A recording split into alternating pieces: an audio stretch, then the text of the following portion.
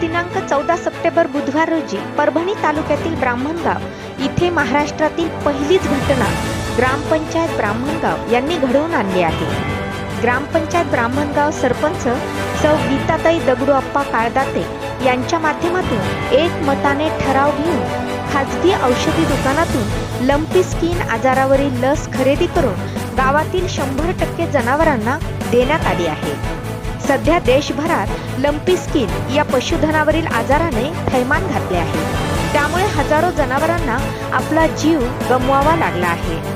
महाराष्ट्रभरात मोठ्या प्रमाणामध्ये हा संसर्ग पसरला असून जनावरे बाधित होत आहेत। याला प्रतिबंध घालण्यासाठी शासनाच्या जीवावर न बसता स्वतः ग्रामपंचायत ब्राह्मणगाव यांनी खाजगी दुकानातून औषधी खरेदी करून पशुधन वाचवण्यासाठी लसीकरण करून घेतले। 100% लसीकरण पूर्ण झाल्याचे दगडूअप्पा काळदाते यांनी सांगितले आहे।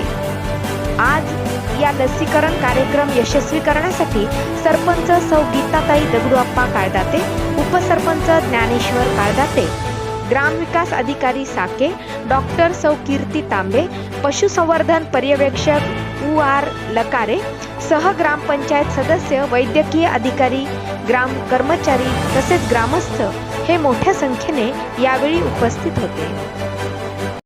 आम्ही वारंवार शासनाशी वरिष्ठ आमचे ते तांबे मॅडमशी 2 दिवसाखाली संपर्क केला, पण शासन स्तरावर काही आज रोजी लस उपलब्ध नव्हती। काही कारणास्तव त्यांच्या अडचणी असतील। ज्या गावामध्ये ते जनावर बाधित आहेत त्या गावासाठी त्यांनी विशेष करून त्या लस राखीव ठेवल्यात। त्याच्यामुळे ते काही ज्या गावामध्ये काही तुमचे जनावर बाधित दिसत नाही तिथं काय ते सध्या देण्याच्या त्यांच्याकडे अवेलेबल नसल्यामुळं त्यांचं असं सांगणार।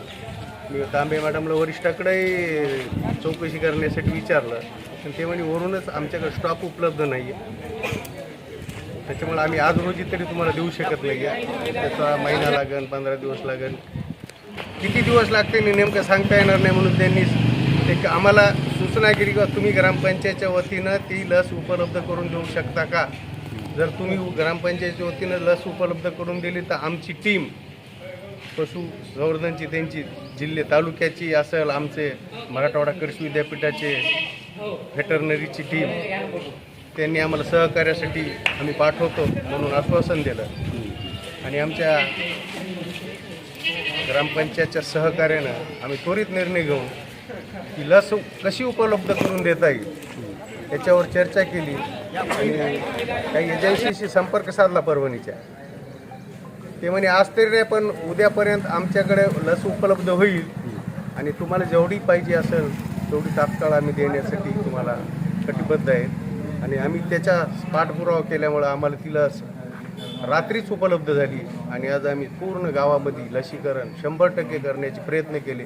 आता चुकून कुठं एखाद 2 राहिले असतील ते बी आज सायंकाळपर्यंत आम्ही पूर्ण करण्याचे प्रयत्न करणार आहेत। गाव पूर्ण लसीकरण करण्यासाठी प्रयत्न करणार।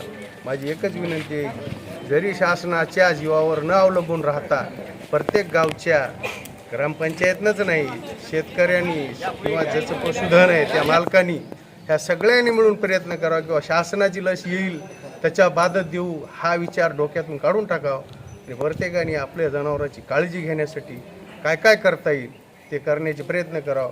निव्वळ शासनाच्या 10 रुपयाच्या लसीची अपेक्षा न करता 10-5 जणांनी जरी मिळून एखादा डोस घेतला तरी त्याचे 5-50 जनावरं त्या डोसमध्ये होऊ शकतात। आणि त्यातल्याच ग्रामपंचायतनं सहकार्य केलं प्रत्येक गावच्या तर अधिकच चांगलं आहे। पण काही अडचणी असू शकतात, त्याच्या आपण नाकारू शकत नाहीत। काही ग्रामपंचायतच्या अडचणी बी असू शकतात, काही आर्थिक निधीच्या अडचणी असू शकतात। सगळ्याच ग्रामपंचायत काही तशाच सक्षम असतात असंही म्हणता येत नाही। म्हणून ज्याचं पशुधन आहे त्या शेतकरी स्वतःहून काळजी घेणं हा त्याच्यातला सगळ्यात मोठा